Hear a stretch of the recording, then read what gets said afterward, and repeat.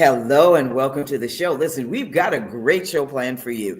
I just want to welcome you again. As I told you, this year is about being intentional. That means everything that God has purposed you to do, it's time to do it. And you've got to step into it. You've got to walk into it. You've got to get ready for it. And so I want you to be intentional about everything that you do. Think about it. Think about what God has given you and what you're about to do. This week, I am just so happy because we have the national recording artist, Reverend Dr. Desmond Pringle. He's on the show with us. So I just want you to sit back, relax, and enjoy because it's coming up next.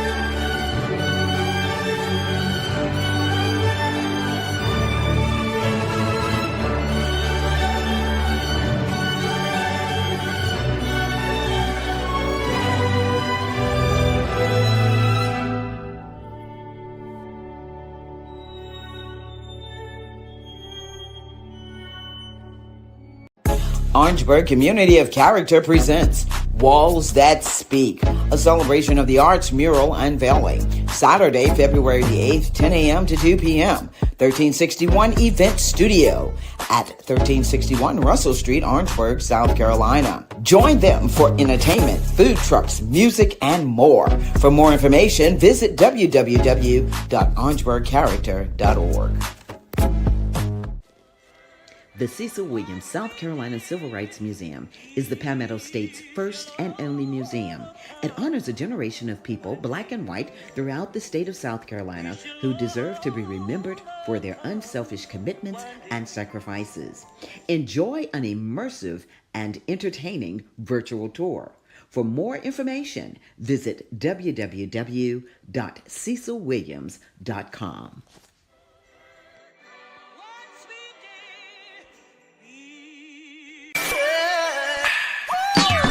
Hello, everybody. It's Finkley of The Michael Finkley Show, and you're watching Gold right now. Why? You're watching The Tammy Show. Stay tuned. Welcome back to the show. As I told you, we have a great show planned for you. I want to say congratulations again to my friend, Dr. Michael Finkley, Grammy nominee. He's coming back from the Grammys, and congratulations again, Michael. And so we have a great show planned for you. Listen, I'm just going to say, Associate Producer Willie, take it away.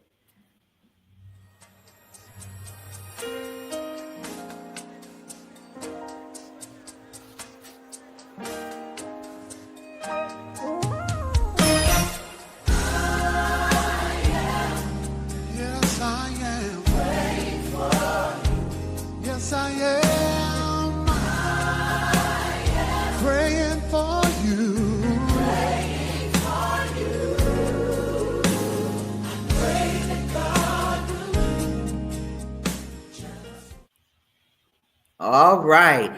Well, what did I tell you? National recording artist, native of Charleston, South Carolina. He's a devoted husband to his wife, Tanya, who's also my sorority sister of Alpha Kappa Alpha Sorority Incorporated. He's a golden tenor that can be heard around the world. And yes, he's shadowed people like the late Aretha Franklin, Marvin Sapp, Yolanda Adams, and the list goes on and on. So without further ado, I want to introduce you to our guest today. Bring him on out from backstage, Reverend Dr. Desmond Pringle. Hey, Doc, how are you? I am blessed just like you are. Praise the Lord. Thank you. I'm praying for you. Listen, I love it. I love that single, Desmond.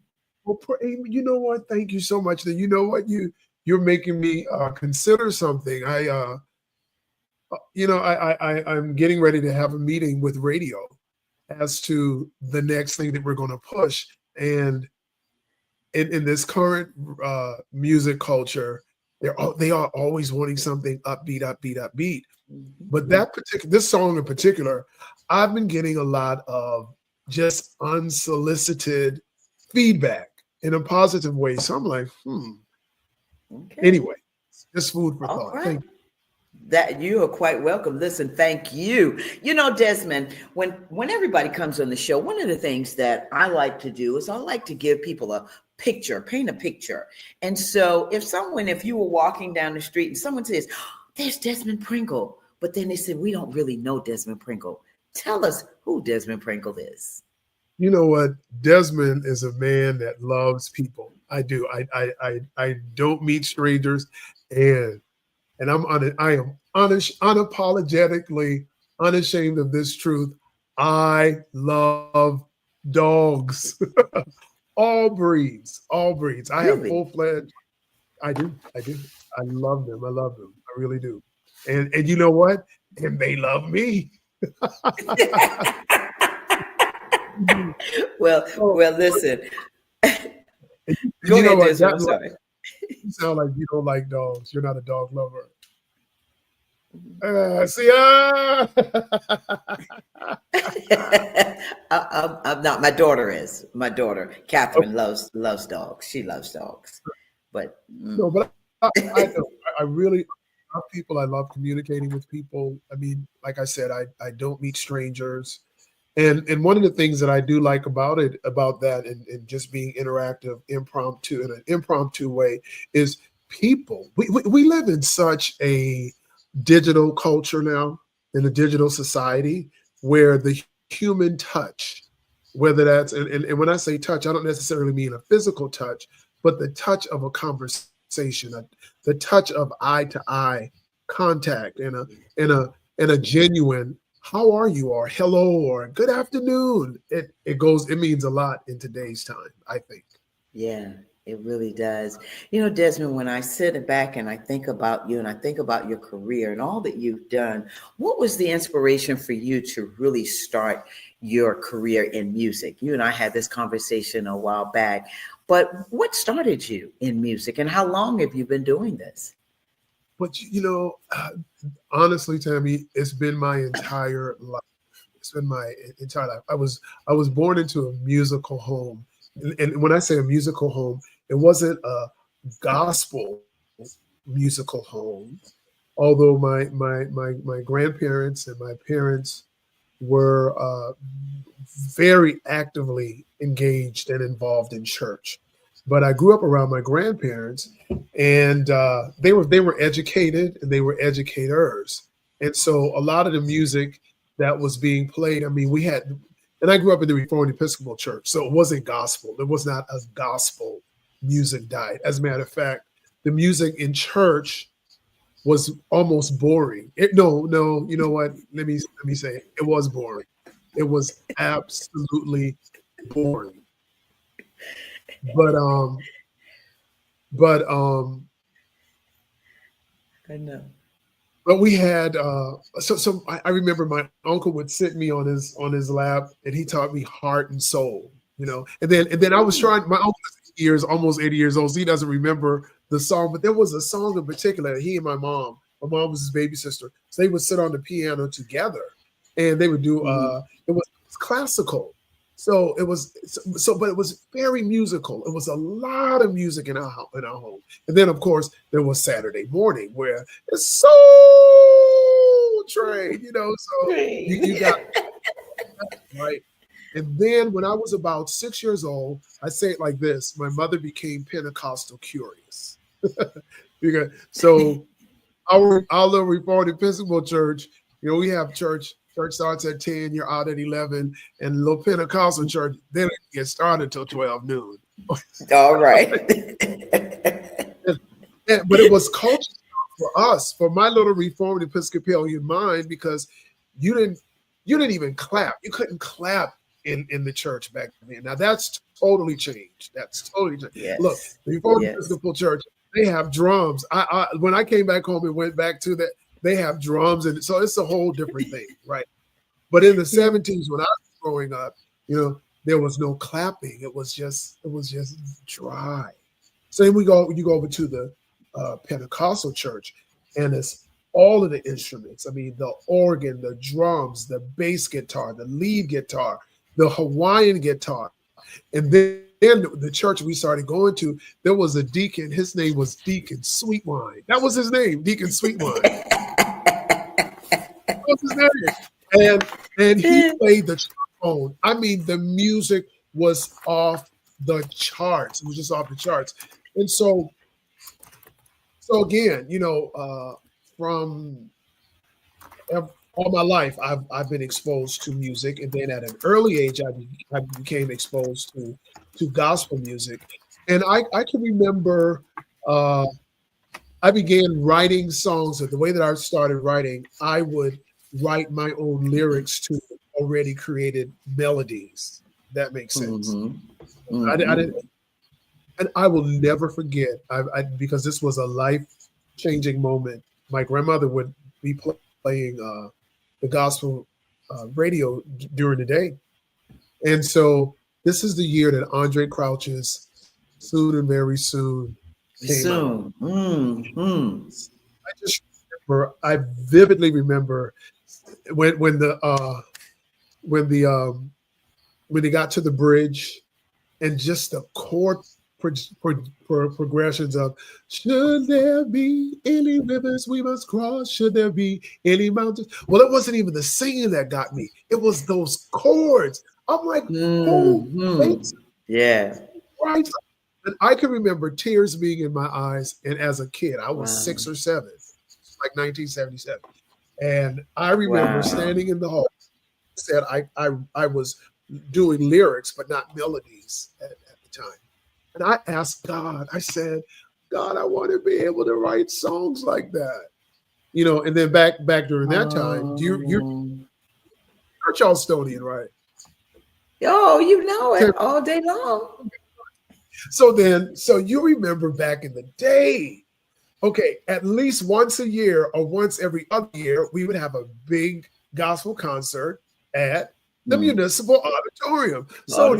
That's right. James Cleveland or Shirley Caesar or the Mighty Clouds, because it wasn't that. Now we have a plethora of gospel artists, but back then it wasn't that many. You kind of like switched up every other. But I mean, those were defining moments for me, and I will never forget. It was after one of those concerts. My dad asked me, he said, "Son, what do you want to do when you grow up?" And I think it was like maybe the Monday or the Tuesday after having gone to one of those concerts. And Tammy, I don't know if you feel this way, but I'm going to economize my words. I know I'm going on and on and on. That's okay. Come on. But the concerts back then are totally different from the concerts that we have now, to me, because for me, feeling that you got or that I got from those concerts, it lasted for days. I mean, it took to about Wednesday or Thursday after that Sunday afternoon concert before the euphoria really like just totally evaporated. You know what I mean? Yeah. It was like, at least that's it had a profound effect on me. And he asked me that, and I remember, and I, without hesitation, I said, I want to be a gospel singer. All right, that was it. But this was interesting though. But as I grew older, as I got to middle school and high school, I always knew I would sing. I always knew that I would sing. But like I went to school for business. I knew that, like I said, I knew that singing and writing would always be a part of my life, but I didn't at that point. I wasn't fully dialed into being an artist. I had a passion for the business side of things. So, but and I have to say, for that reason, I'm grateful because God has allowed me to experience all aspects of it. And it's not over. No, it's not. And that's the blessing. And you just answered all of the questions that I was going to ask you about your defining moment. And when you first thought about music and what that made you feel like. So I'm going to ask you this. It's about your favorite artist or artist and why. Who are your favorite artists? My absolute, and this is going to shock you because you're probably thinking I'm going to say somebody gospel. My absolute, and my passion and my enthusiasm for this particular artist, it increases. It has not diminished over the years. But my absolute favorite artist of all times is the one and the only Empress of Soul, Gladys Knight. Listen, Knight. Wow. My church. Listen, I'm not ashamed of it either. But listen, I am still on the call log for the Hollywood Bowl. Gladys is going to be. My church knows Gladys Knight is anywhere near where I am. I am you on the midnight. You're going to be on the midnight train. Oh, yeah. Wow. Oh, yeah. Gladys Knight. Wow. Yeah, I mean, absolutely her voice. She has the voice is just second to none. But yeah. Okay, so there is a story behind it. When I first moved to Chicago, and as a matter of fact, some of my childhood friends that I have reconnected with since I've been back home, they tease me, say, you a little church boy. You just a church boy. Because that's all I did, Tim. All I did was church. And Go so, to church. And I'm proud about it. I'm no shame. That was my church. And it wasn't that I was prevented from being involved with secular things. I just didn't have a desire for it. I just didn't have I've been a church musician since 8 years old. I got my first job playing for a Baptist church. I can only play in 3 keys at the time. But at 8 years old. And so Reverend. No, go ahead. So Reverend Alex White. Alex White at First Baptist. He was the pastor first. Now, I didn't know this. I did not know this history because what happened was a member of his new church, Emmanuel, was I went on a trip with my godmother to Disney World. My godmother was high up in the AME church. And so they were having a kind of convention or something at Disney World. The year was 1978. And so she and my mother, they were great friends. And so she asked my mom, hey, can you let Dad go with me to Disney Church? I'm like, absolutely. So when we were in the car, she drove from Charleston to Florida, and there were some other people in the car. And so, in the car, we were just talking. She said, hey, Dad, your mom tells me you played the piano. I said, yes, ma'am. That was the end of the conversation. When I get back home, like a few days later, the doorbell rings, and it's Reverend White. So we lived at 45 Fifth Street. This is when we lived downtown. Mm-hmm. So I know exactly where it is.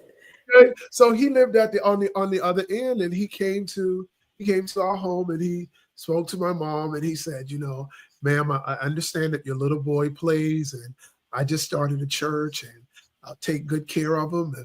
And Tammy, this is the clincher or the caveat. I wasn't the musician for the Sunbeam Choir. I was the musician for the senior choir. Senior choir. Wow. It was one Sunday a month. It was on third Sundays. But Tammy, let me tell you something. I would not change that for anything in the world, because to this day, I love seniors.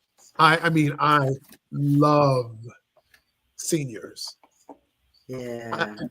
I think the things that I was exposed to just from being in their presence, it's not, I believe that more is caught than taught. Now, of course, they're telling you things to do, and they're giving you instructions, they're teaching you manners, and they're teaching you respect, and they're teaching you, decency, dignity, and decorum. So they're always teaching you those things. But there's also things that are just products of the environment that you just kind of absorb. You don't even realize that you're absorbing those things. You know what I'm saying? And so I'm grateful for that experience. I'm grateful for having had that experience. Yeah. Wow. I tell you what, Desmond, you have had a lot of experiences. And when, you asked the question about, when I asked that question about your biggest dream, see, you've already answered that because your biggest dream was to be a gospel recording artist or a gospel artist. Am I right in Well, saying that? yeah, my dream is actually multifaceted because I could remember too. I also wanted to be an executive. I've always been fascinated with business, and I remember I was a sophomore in college, and I feel like I'm just dominating your. I'm just talking Listen, all over. that's why we're here because we want to hear stories because it tells the story of how you are where you are now in your life. So I want to hear the story. Come on, people want to hear the story, Desmond. Something you said in the beginning of this show, and you said be intentional. That is such a powerful and it is such a profound way of living. And it's a necessary way of living. And this is the perfect segue to what I want to tell you about what I was talking about being a sophomore. So I was a sophomore at Winthrop. I went to Winthrop. It was college then, now it's university, but it was just a college then. But I will never forget. I was turned on to Black Enterprise magazine. You remember Black Enterprise? Yes, yes. So I would every month. I just could not wait until the new issue came out because I would immediately go to the Making It issue. So they would have article. So there would always be a Making It article, which was about somebody who may have worked at Pepsi Cola or Xerox or some. They were at some big corporation, and because of some strange turn of events, they got fired or something. But they started their own business, and and the story always ended with last year they had receipts of 5.7 million, and this year they're projected to do 10. That Tammy, that hurt me. Oh, yeah. I just love those stories. Well, Wow. one issue, after I got through reading the Making It article, there was an advertisement for Sony Innovators, and Sony Innovators was a summer internship program that Sony Music, on. So I'm like, hey, I'm a college student, so I take the magazine over to the Career Development Center because all of the information is on the thing, but I mean I don't know the protocols and the procedures, so I take them the information. And don't you know the person says to me, "Oh, we don't have any inroads with Sony. We don't. So there's nothing we can do." Now I have to tell you, more than disappointed, that angered me because what I just said to you was my disposition. I don't care if you don't have a relationship with them. I'm giving you the information. You are an institution. Make it happen. Help me. But Help me. yes. Well, I was working for the Omni Charlotte Hotel, and I worked in a thing called PBX, and PBX is behind it because when it was a 4-star hotel, I don't think it was 5, but it was a 4-star hotel, which means like it had it wasn't, you didn't get called. The calls didn't go to the front desk. There was a whole, when I say a whole, it was only 3. It was like 3 stations, and I was one of those stations. Well, Tammy, and I worked third shift. I loved working third shift because it was from 11 to 7. So by 1 o'clock, it was nothing to do. So Tammy, I was doing homework, sleeping. Right. House. And people always love to be right. So the housekeepers, they brought me pillows. Oh wow. Wow. But Isn't that amazing? no, this is the amazing thing. So this one particular night, I get a call, and across the screen it reads George Butler, CBS Records. Now, I didn't know who he was. All I know is CBS Records. CBS Records. So, so Tammy, I'm tying this in with the being intentional, because my school had Mhm. just denied because they didn't know what to do. Okay. But I knew that I wanted this internship.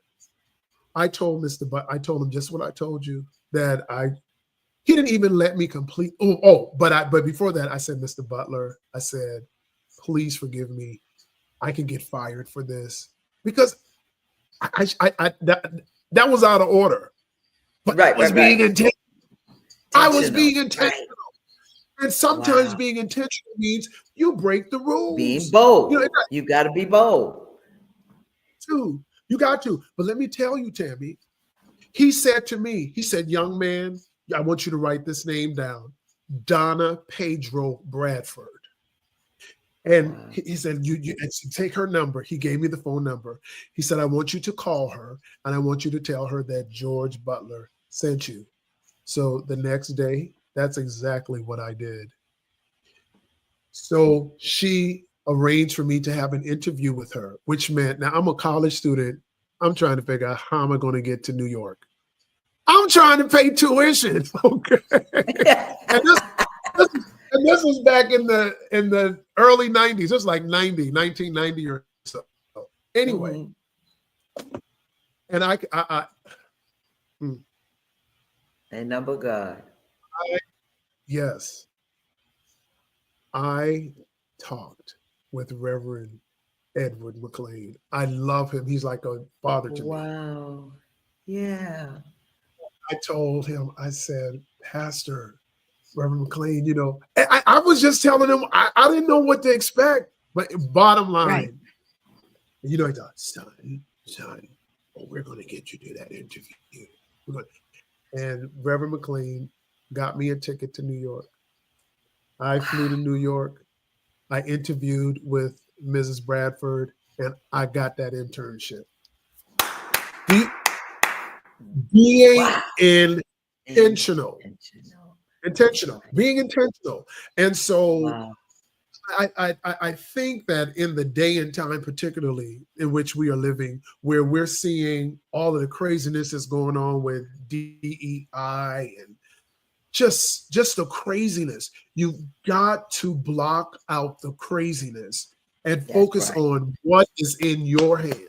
What is in your hand? That's right. And so again, here it is. The normal way of doing things should have been that career development center doing Mhm. what but they didn't, so I did. And that's what being intentional. And You got to do that's what you got to intentional do. because you had it. Like I said, God gives you what you need. And because Yes. that happened, he prepared a way because that was what was supposed to happen. Period. Yeah. When you saw that, Yes. that was for you. What God has for you is for you. Oh man, isn't that now you talk about amazing? That's a beautiful story. You need to share that with people. I do, I do. And so back in 2013, I was still living in Los Angeles at the time, but I did a 3-city tour to support my then CD. And I had the Cancer Treatment Centers of America was my signature sponsor. So it was just amazing how all that came together. But one of the things that we did when we got here, I did this thing called the DESI Awards. And it wasn't anything for self-aggrandizement, but DESI is the acronym for Destiny Enriching Supportive Individuals. And you know what? I thanked, I remember was one of the recipients. Oh, and the other one of the other recipients was a Mr. John Williams. Now this is a story.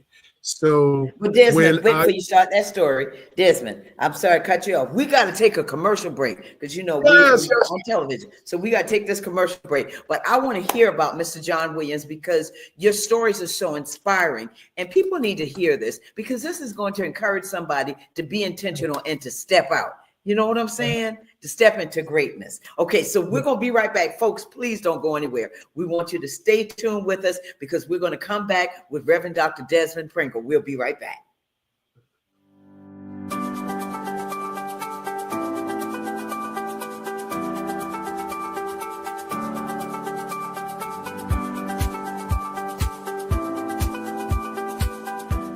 The Orangeburg County Conference Center supports downtown Orangeburg and our surrounding communities.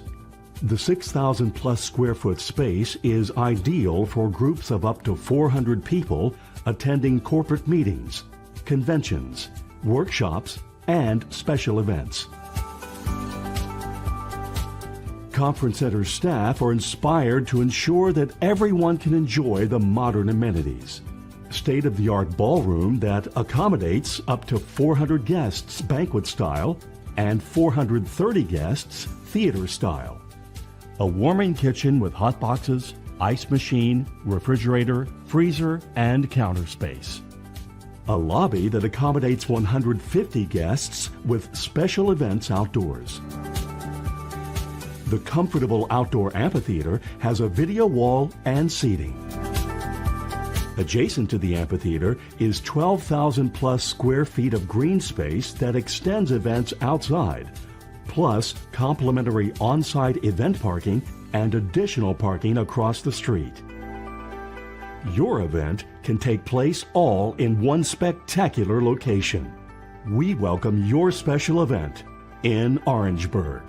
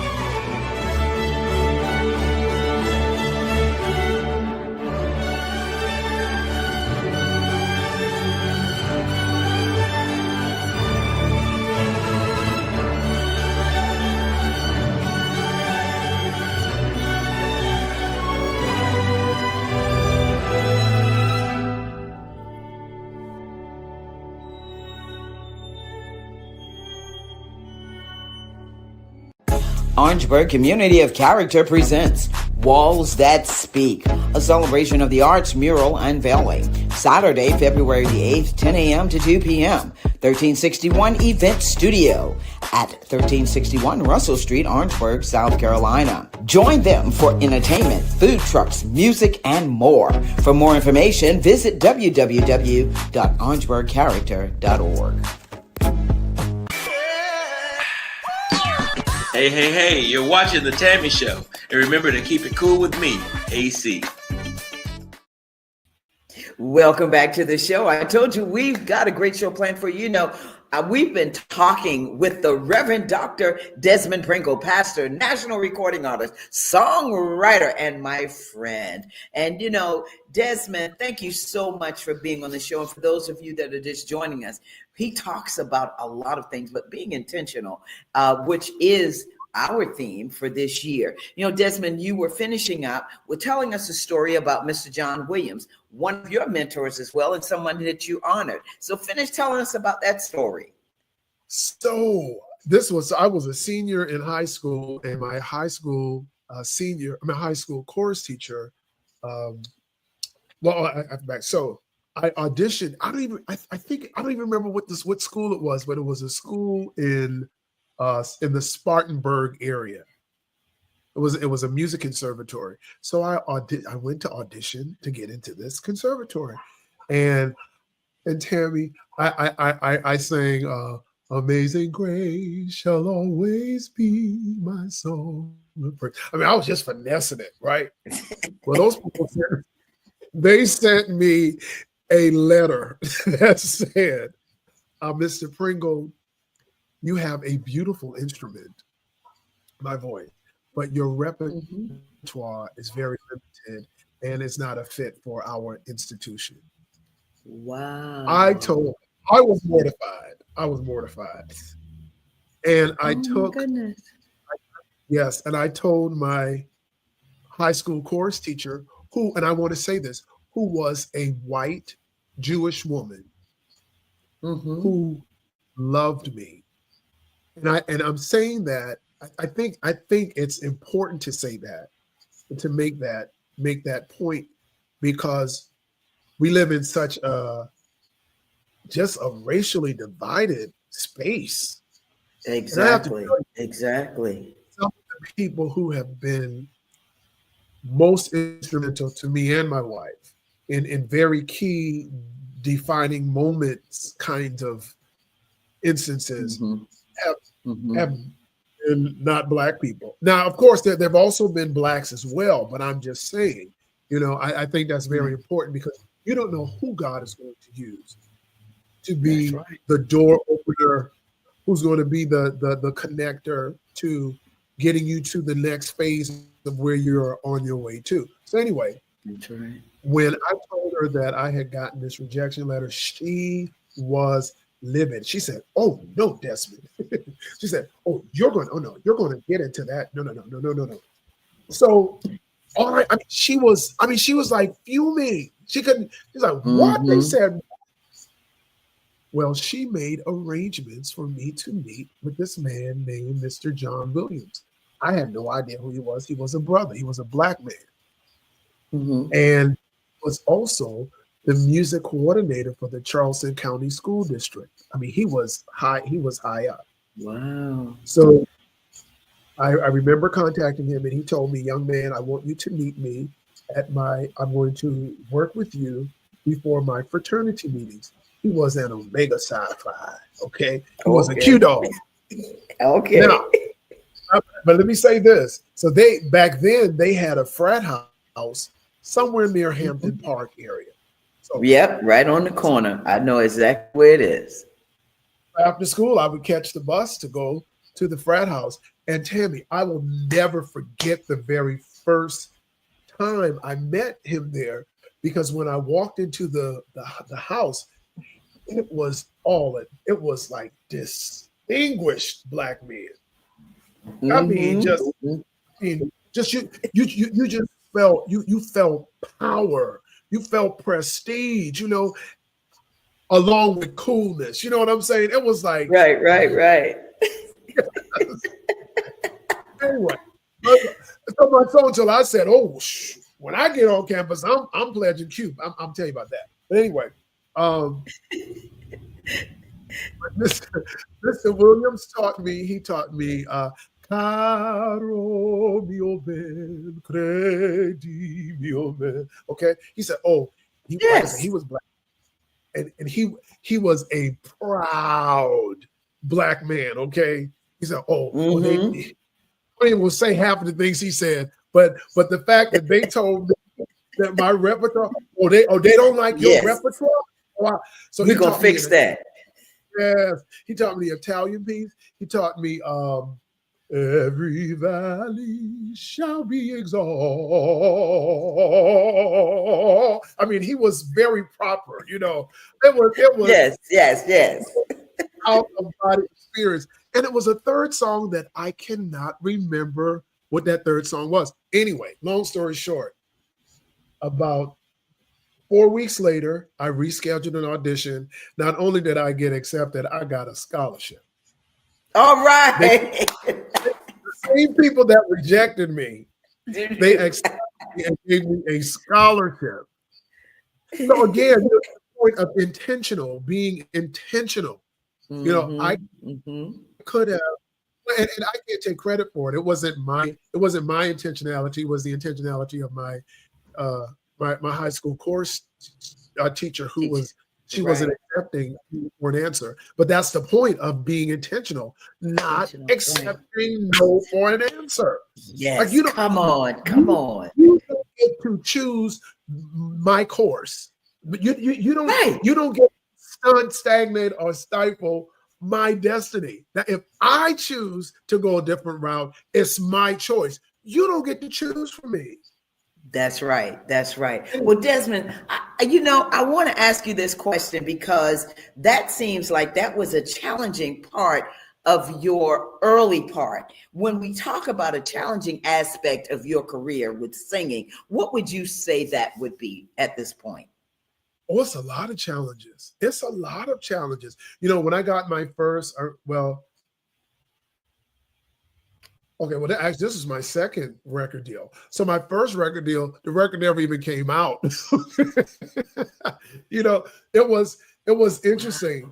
I mean, so life is full of a lot of highs and lows. So when I got my first record deal, I was on the road with what they call the Chitlin circuit. But let me say this, and I don't mind calling it the Chitlin circuit, because you call it whatever you want to. It did me well. Okay, it did me well. So, it was during the height of they call it urban theater. Off Right, Broadway. right. Off Broadway. That's right. Yeah. But people kind of snub it. But let me tell you something. I made a good living, and I had a multitude of opportunities. I bought and I was wise with I lived off my per diem.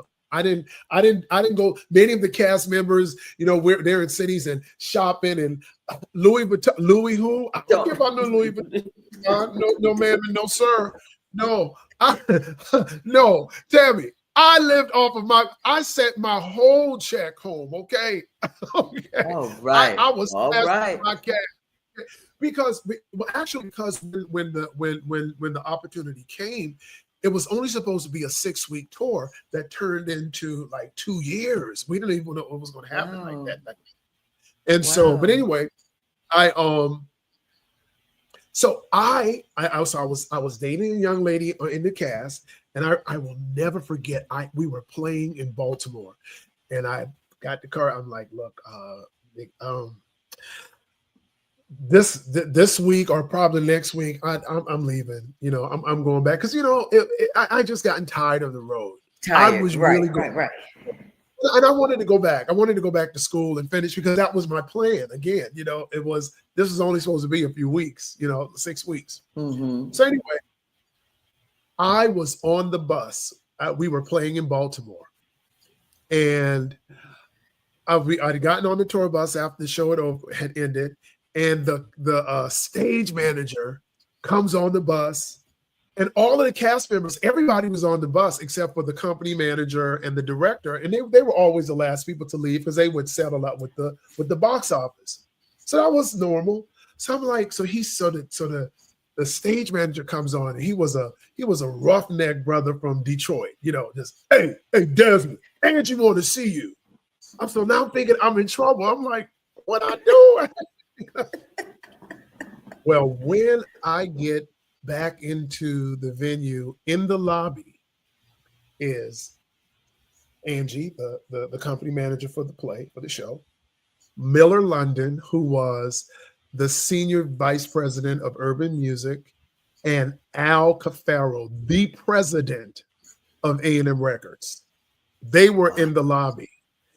And so Angie says, hey, Desmond, these gentlemen want to talk with you.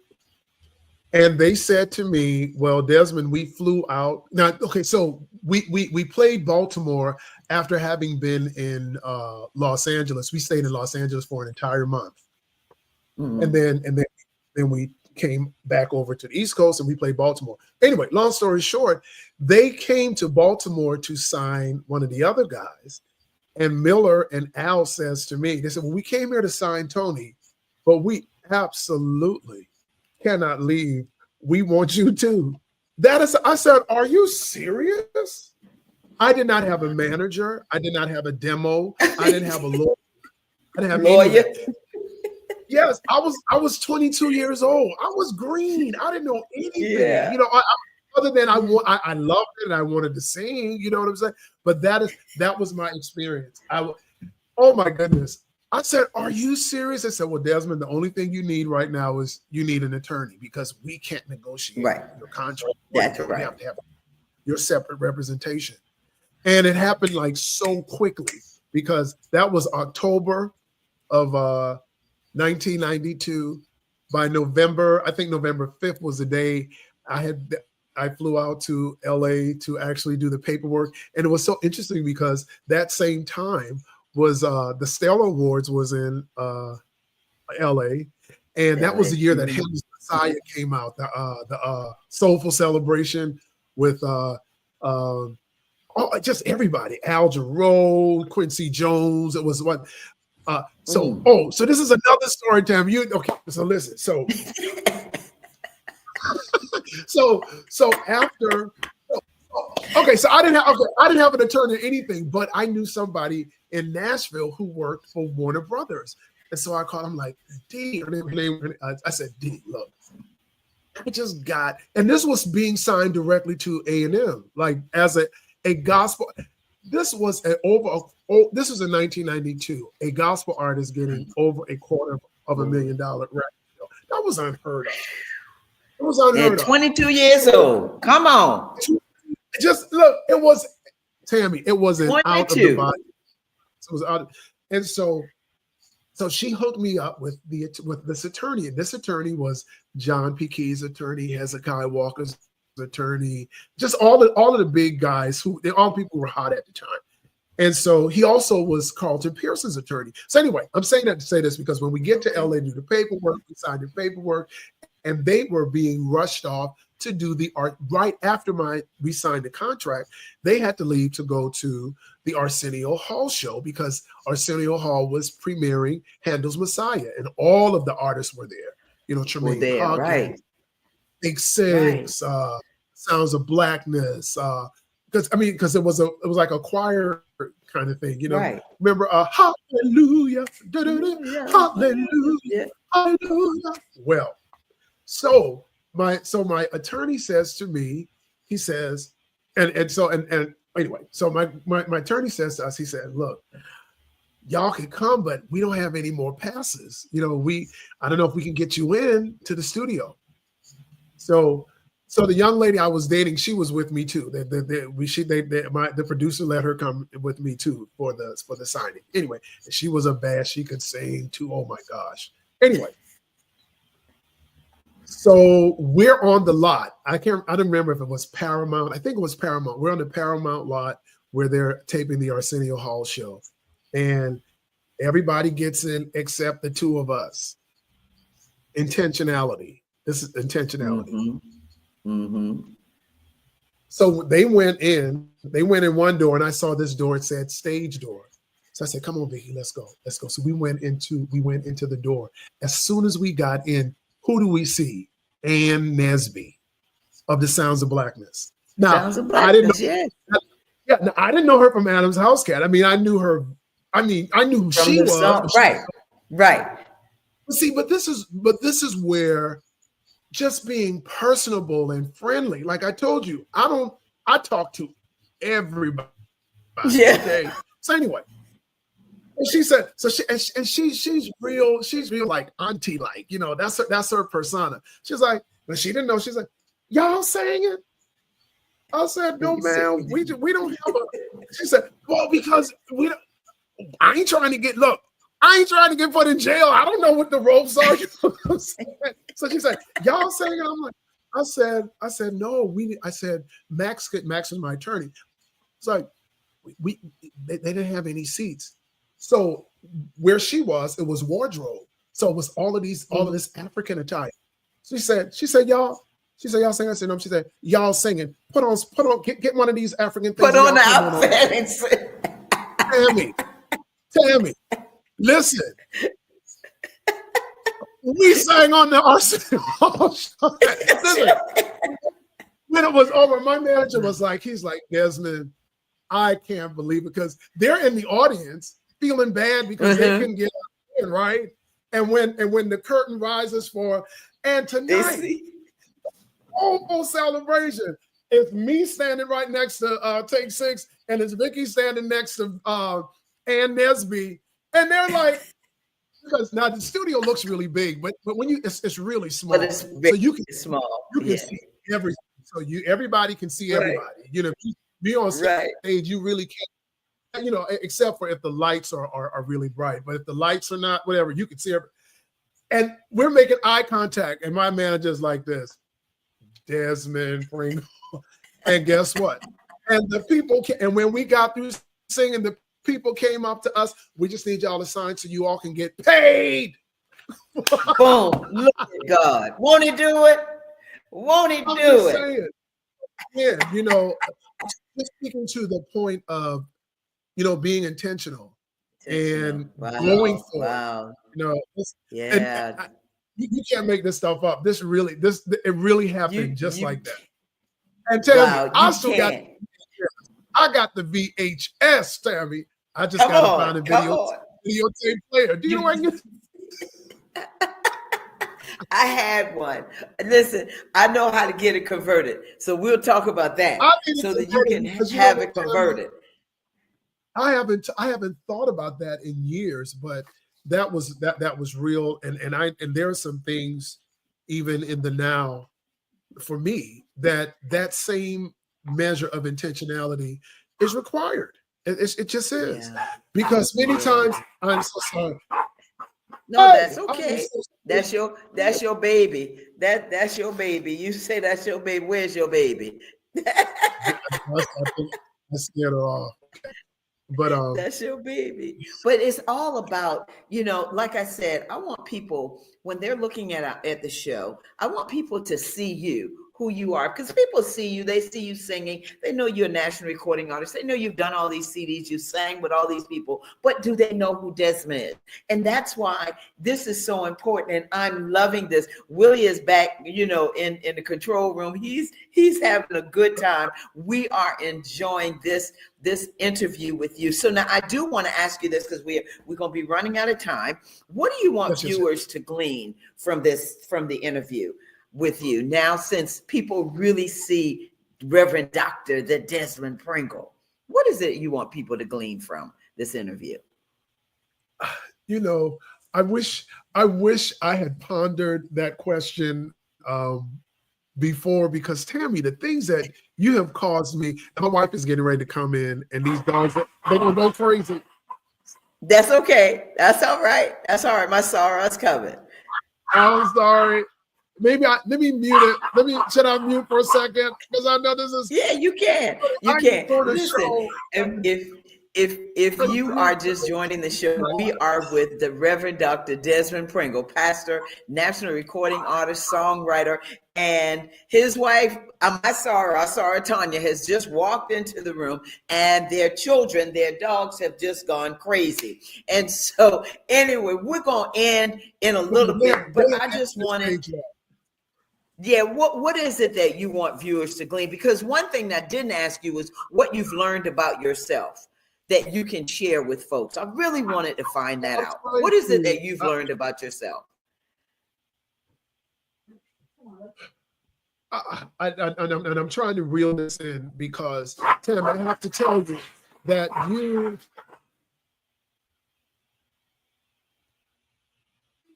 So these okay. Can you hear me? So yes. You've caused me today to go down memory lane, and some of the things that I talked about today, I forgot. They are not in the forefront of my mind, and those were real experiences. So I think that is what I want people to glean, to be intentional, so that you can have the personal experience that goes along with intentionality.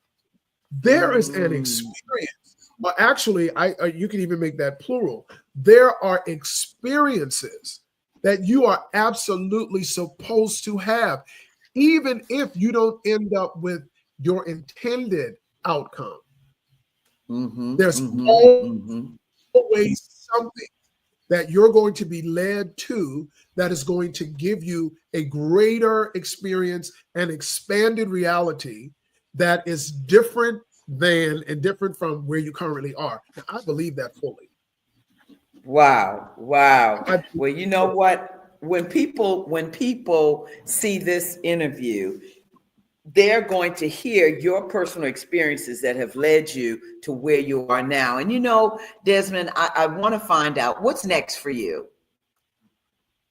Oh, it's a lot. Well, you know what we're doing, and this is not a shameless plug, but we're doing here in Charleston an empowerment brunch at the end of the month.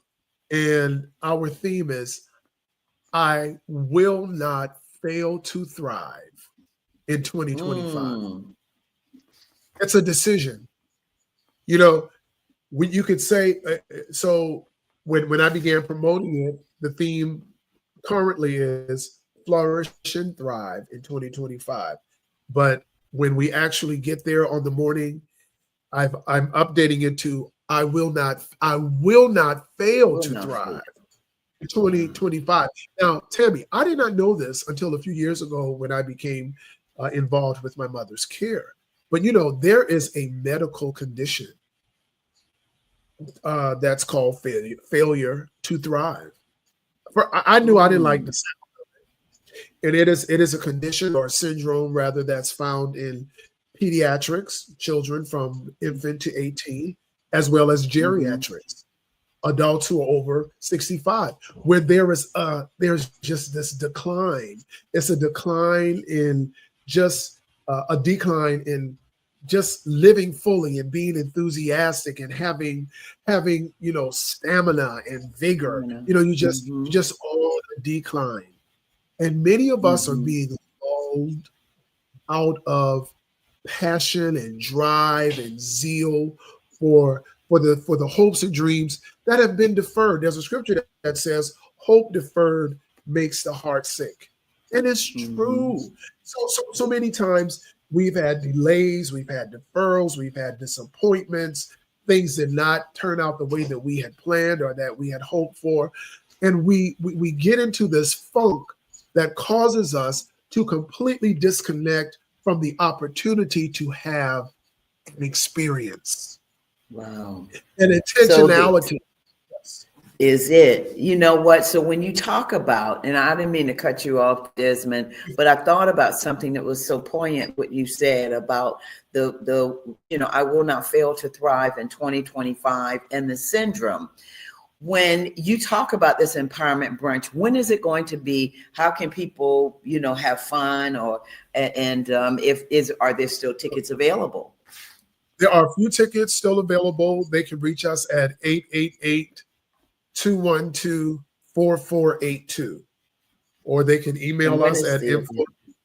Oh, it's February the 22nd at 10 a.m. February 22nd. It's the last Saturday in this month, and I want to be clear when I say empowerment. I'm very serious about that and very conscientious about that word. And what I mean by that is this: many times in our culture, in the Black culture, when we think of empowerment, we only think of it in terms of being inspired, which that's a part of it, having a good feeling. But if you don't have the tools, the skills, and the resources to move you forward, to raise the needle, you're not empowered. You're not. That's right. So that's right. We're going to have a good time. We're going to have great food. But I have Dr. Douglas Gleaton that's going to deal with health. And why I chose Dr. Gleaton to deal with the health component is because he's not a doctor that's practicing medicine. He's a doctor that's practicing health. It's a difference. That's right. That's right.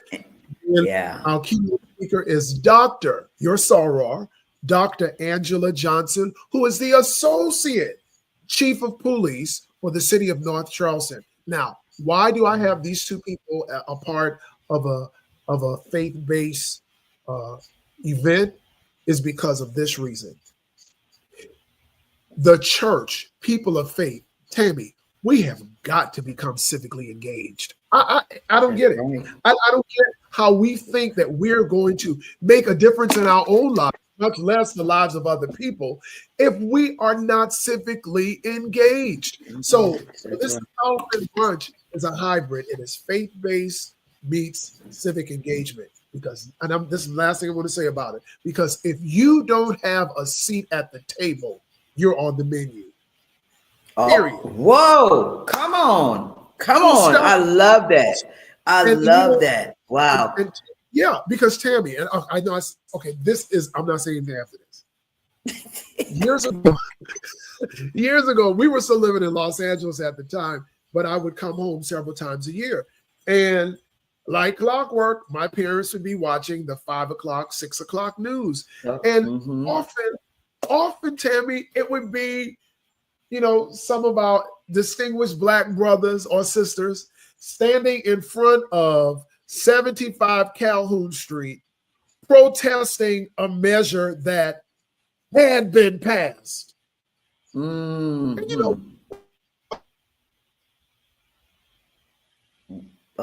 Desmond, you are frozen.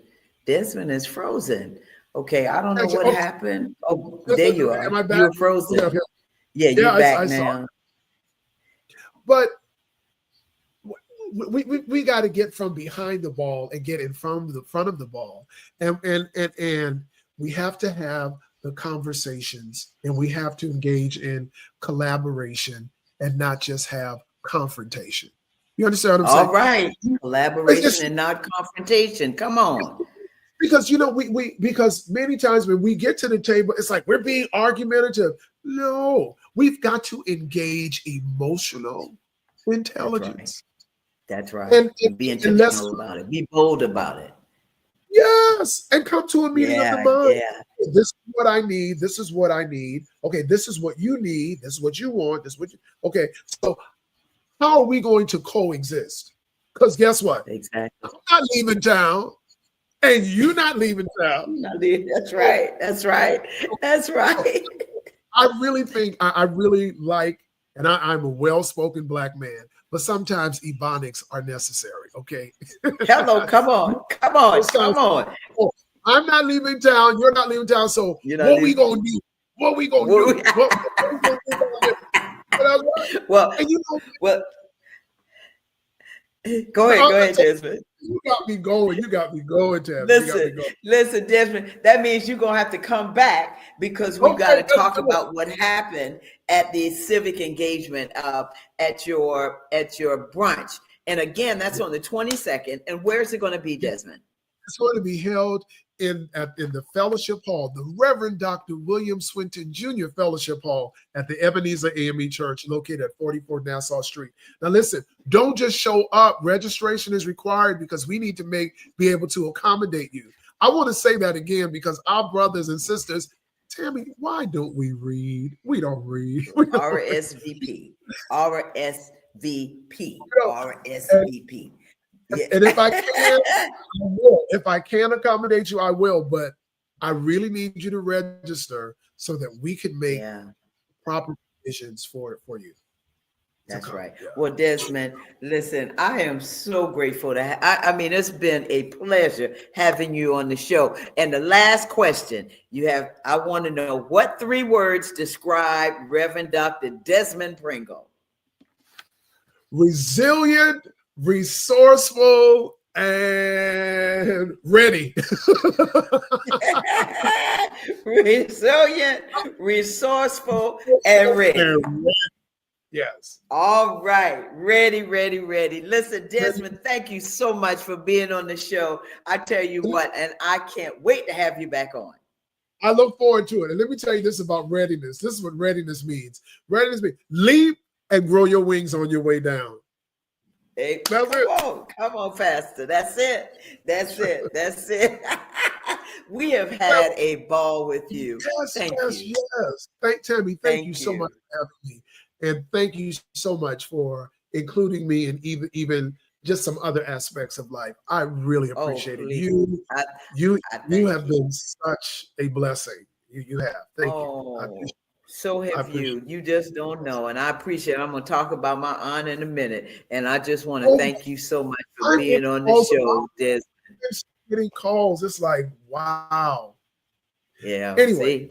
See, He will do it. And listen, tell my sorority sister I said hello, and your mother, many blessings to her as well. Listen, thank you so much, Desmond, for being on the show. And people can get in contact with you by going to your email, which is info at DesmondPringleMedia.org. They can also go to your Facebook page. You have a Facebook page, and that is Desmond Pringle Media. Your IG page is Desmond Pringle Media, and the telephone number where they can reach you at 888-212-4482. Thank you, Desmond. Thank you. Big hugs, big hugs. Okay, have a blessed one. Take care of yourself. And we got some projects we got to work on, so I'll give you a call later on. All right, that's it. Let's do it. We're ready. We are ready. Y'all. She can sing, y'all. She can sing. Hey, come on now. I appreciate that from National Recording Artists. Real, y'all. Tammy can sing. Listen, Tammy can sing tenor, and Tammy can sing soprano. I'm telling you, the full gamut. Thank you so much, Desmond. Thank you. Listen, love you much, and you take care, and you all be blessed. Okay. Thank you. Bye. Okay. Bye-bye. That is, I tell you what, if you didn't enjoy that interview, it was just so great hearing his personal stories and his personal experiences and how he became who he is from a little child of 6 years old, playing the piano, playing and singing, and all the things that he does in the songwriting. We didn't even talk about that, but Desmond is a songwriter. So listen, I do want to say thank you, viewers, for always tuning in. I know this is what I call the special, and it was with Reverend Dr. Desmond Pringle to start out our Black History Month. I just recently lost my Aunt Cindy and Cynthia Elizabeth McCartry Smith. And she was very close to me, just like a mother. And so we wanted to do a special tribute to her as well. All right, take it away.